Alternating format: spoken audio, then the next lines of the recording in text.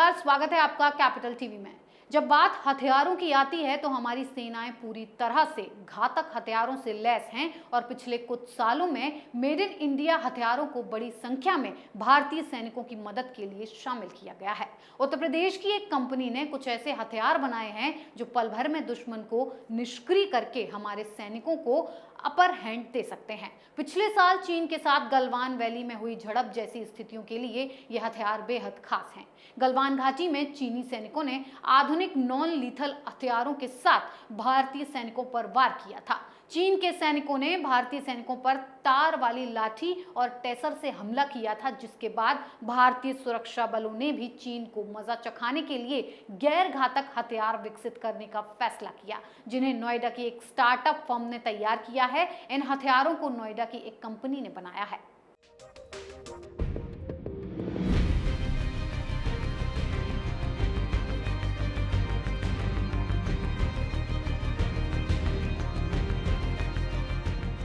ये तस्वीर देखिए, ये तस्वीर है उन हथियारों की। ये त्रिशूल एक नॉन लीथल हथियार है। इसमें बिजली दौड़ती है, साथ ही साथ इसको गाड़ियों को पंचर करने के लिए भी इस्तेमाल किया जा सकता है।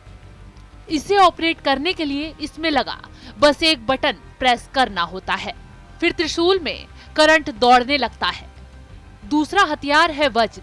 वज्र मेटल की लाठी जैसा है, इसमें भी बिजली दौड़ती है।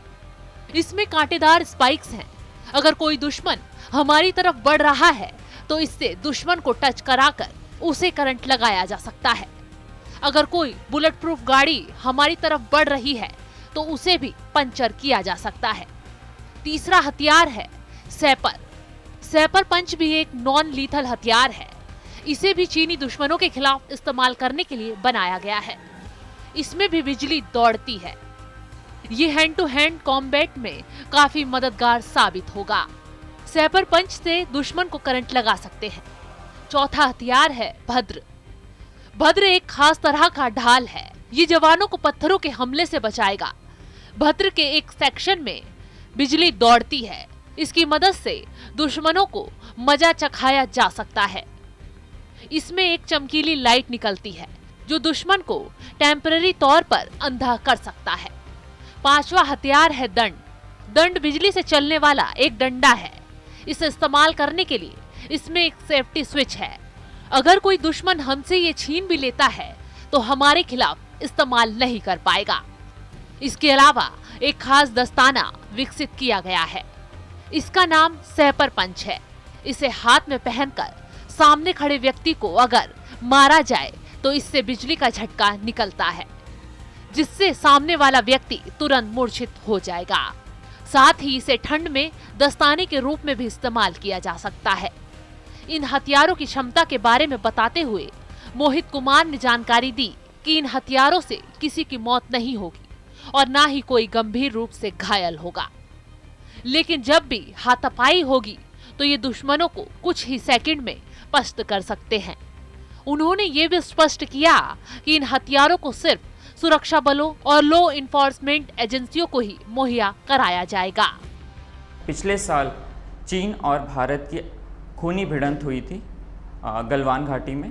उसी चीज़ों को जैसे उसमें चीनियों ने हमारे भारतीय सेना के खिलाफ कांटेदार डंडे और टेजर्स का प्रयोग किया था। उसके जवाब में हमारे भारतीय सुरक्षा बल ने हमें कुछ नॉन लीथल वेपन्स बनाने का प्रोजेक्ट दिया। चीनी सेना के जवान लाठी, भाला, डंडा और रॉड के जरिए युद्ध करने में माहिर होते हैं। ऐसे ही सैनिकों के भरोसे चीन अब भारत से युद्ध करने की तैयारी कर रहा है। तिब्बत के पठारी इलाके में रहने वाले ये लड़ाके चीनी सैनिक को नुकीली चीज या लाठी डंडों से लड़ने की ट्रेनिंग भी दे रहे हैं। ऐसे में भारतीय सुरक्षा बल भी चीनी सेना को जोर का झटका धीरे से देने के लिए तैयार हैं। भारत और चीन बॉर्डर यानी एलएसी पर एक समझौते के मुताबिक बंदूक, गोला बारूद या उस तरह के हथियार ले जाना गलत है। किसी भी देश का सैनिक हथियारों के साथ बॉर्डर पर नहीं जा सकता है। ऐसे में चीनी सैनिक लोहे के रॉड और ऐसे ही परंपरागत हथियार लेकर आए थे और गलवान में भारतीय सैनिकों को क्षति पहुंचाई थी। उसी का करारा जवाब देने के लिए ये हथियार बनाए गए हैं। चीनी चाचाओं मिलेगा करारा जवाब मिलेगा। इस खबर में फिलहाल इतना ही। बने रहिए कैपिटल टीवी के साथ। जय हिंद।